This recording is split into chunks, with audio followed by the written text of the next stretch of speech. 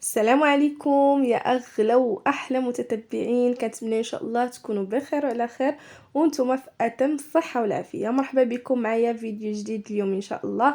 غادي نشارك معكم واحد الكراتان زوين زوين زوين ساهل واقتصادي وغادي توجدوه في اقل وقت وبمكونات من طبيعه الحال سهله ما كيستغرقش لينا بزاف ديال الوقت. المكونات وكذلك يعني متوفره عندنا في كل بيت. خليكم مع الفيديو ونتمنى ان شاء الله يعجبكم الكراتان وتوجدوه، ونتمنى لنا الاعجاب ديالكم. خليكم مع الفيديو باش ندوزو ان شاء الله للطريقه ديال التحضير والمكونات بكامل اليوم. والطريقه ديال التحضير راني غادي نشارك معكم الطريقه في نفس الوقت، غادي نعطيكم المكونات. بسم الله، نبداو على بركه الله. اول حاجه البنات درتها هي انني قشرت البطاطا وغسلتها مزيان، قطعتها دواور، درتها في شويه ديال الماء مع شويه ديال الملح حتى شربت لي داك الملح وصفيتها البنات. وكذلك حتى الدنجال راني غادي ندير له بنفس الطريقه، قطعته ودرته في الماء والملح لانه هو كيكحل. صافي من بعد ملي كنبغي نطيبو البنات كنصفيه هنا البنات. درت الزيت حتى سخنات مزيان، عاد بديت كنضيف عليها بطاطا. صافي غادي طيب ليا ديك البطاطا مزيان، تاخذ ليا اللون ديالها وطيب. من بعد غادي نضيف الدنجال. مهم البنات سهله الطريقه كيف قلت لكم، راه ما كتستغرقش بزاف ديال الوقت، والمكونات من طبيعه الحال راه متوفرين عندنا تبارك الله. الدار المغربيه نتخليها ضروري غتلقى فيها الخضره ضروري اسمعوا لي، انا ما كتختارش الخضره، يعني اي دار مغربيه دخلتي ليها غادي تلقى فيها الخضره. لذلك اليوم جبت لكم هذه الوصفه هذه وما فيهاش اللحوم نهائيا، بدون لحوم. ولكن واخا بدون لحوم راها كتجي لذيذه، راه ما كاين ما احسن من الخضره، ما كاين ما احسن منها. الخضره كتكون طريه زويونه. لذلك كنبدلوا شويه، ماشي دائما نبقاو نديرو غير اللحم لا الكفته، ولا نبدلوا شويه ونديروه كدا كراتان فيه غير الخضره، كدا سلطه فيها غير الخضره، راه كيكون زوين. كتكون زوينه كدا الا درتوها غير بالخضره. وحتى المذاق راه ما كيختلفش بيناتهم، يعني كي بحال سواء ضفتيه ولا ما ضفتيه كي بحال. صافي هنايا البنات كيف تشوفوا. وسبق ليا قلت لكم بالنسبه للدنجال انا درتو البنات حتى درتو في الماء. من بعد ما نقيته قطعته بهذه الطريقه هذه دواور، وكيبقى على حسب الاختيار ديالكم. ها نتوما كيف تشوفوا السمك اللي درت، كيبقى على حسب الاختيار ديالكم. الا بغيتو تقطعوه على هذا الشكل هذا، الا ما بغيتوش غتقطعوها البنات مربعات لا هو ولا البطاطا، يعني كيبقى على حسب الرغبه ديالكم نتوما كيفاش بغيتوه. انا كنفضل هكذا، يعني كل واحد والاختيار ديالو، اللي بغى هكذا يغير الشكل فكتبقى الاختيار ديالو. صافي هنا البنات كيف قلت لكم من بعد ما نقيته غسلته درته في مليحه ضروري البنات باش ما يتغيرش ليه اللون ديالو. كيف شفتوا معايا الدنجال انا راه ما تغيرش ليه اللون ديالو، رغم انني راني درسو قبل، يعني صاوبته وجدته خليته حتى بغيت نطيبه، حتى بغيت نقليه شحال ديال الوقت وما تغيرش ليه اللون ديالو. كاين الدنجال دابا كاين اللي غير كيصاوبو كيكحل، انا راني درسو في الماء درت له مليحه ما تغيرش اللون ديالو نهائيا.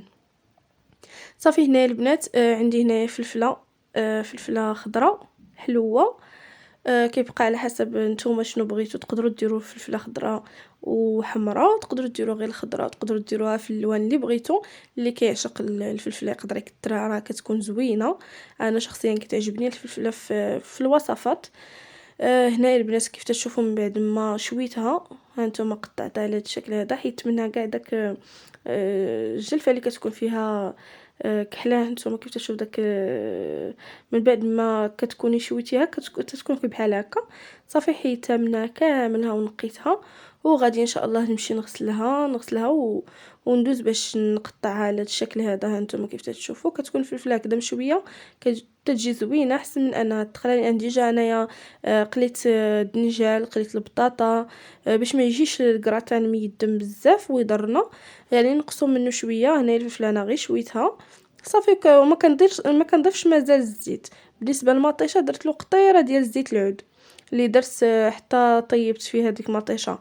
اما بالنسبه للبطاطا والدنجال هما اللي درت لهم الزيت. صافي المول ديالي ما ضفتش ليه الزيت نهائيا، يكفي ديك الزيت اللي درت في يكفي ديك الزيت اللي كاينه في الدنجال وفي البطاطا. صافي هنايا البنات كيف تشوفوا الفلفله ديالي قطعتها على هذا الشكل هذا. وهنايا كيف تشوفوا عندي هنا المكونات راني ديجا شاركتهم معكم قلتهم لكم يعني باينين. عندي هنايا الفلفله كنقطعها البنات، وعندي الفرماج اللي ضفت منه غير شويه، ما درتش شي كميه اللي هي كثيره لان ديجا غادي ندير البيض. صافي وعندي هنايا الدنجال اللي سبق لي وقليته معكم، وعندي البطاطا حتى هي اللي قليتها معكم.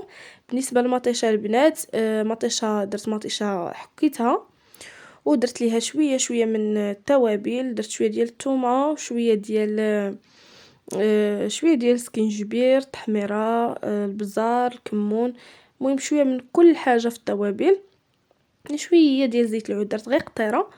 صافي رديتها البنات حتى تأسلت ليا شويه. وما درتش ليها البنات نهائيا القزبور ولا المعدنوس، حيت غادي نضيفوه من فوق من هاد الوصفه هذه. ولا بغيتو تقدروا تضيفوه مع مطيشه من بعد، ومن بعد فوق من هاد الوصفه ديروا شويه ديال الزعتر، حتى الزعتر كيعطي واحد النكهه اللي هي زوينه. صافي البنات بالنسبه للمطيشه سمحوا لي، بالنسبه للمطيشه هادشي اللي كندير ليها. صافي هنا كيف شفتوا معايا اختاريت هاد المول هذا اللي كيبقى على حسب الاختيار ديالكم، شنو يعني شنو بغيتو فاش بغيتو ديروها غير في طواجن البنات كتجي غزاله، وديروها فوق البوطه كتجي لذيذه. وإلا بغيتو غادي ديروها في مول هكذا وديروها في الفران، كيبقى على حسب الاختيار ديالكم وعلى حسب الرغبه. صافي درت البنات الطبقه الاولى درت الدنجال. بالنسبه للدنجال البنات والبطاطا كيبقى على حسب عدد الاسره وعلى حسب المول اللي غادي ديروا نتوما، لان كيف تشوفوا انايا بقى خاصني شويه من الدنجال ولكن عديت هكذا بالبطاطا. صافي هنا البنات ضفت كيف شفتوا معايا، ضفت الطبقه الاولى درت الدنجال، الطبقه الثانيه درت البطاطا، من بعد درت عليها ديك الفلفله، ومن بعد البنات درت لاصوص ديال المطيشه. ونفس الشيء عاودته تاني من الفوق، درت شويه من الدنجال تاني، واحد الطبقه ديال الدنجال، ودرت البطاطا. صافي غادي ندردر عليها مطيشه غادي ندردر عليها عفوا، غادي نكب من فوق منها مطيشه لاصوص ديال المطيشه. صافي البنات وغادي ندير بالنسبه للطبقه الاخيره اللي هي البيض. بالنسبه للبيض غادي نضيف ندير 3 د البيضات اللي غادي نضيف، وغادي ندير ليهم البنات شويه ديال الكمون، شويه ديال الملحه، وشويه ديال الابزار.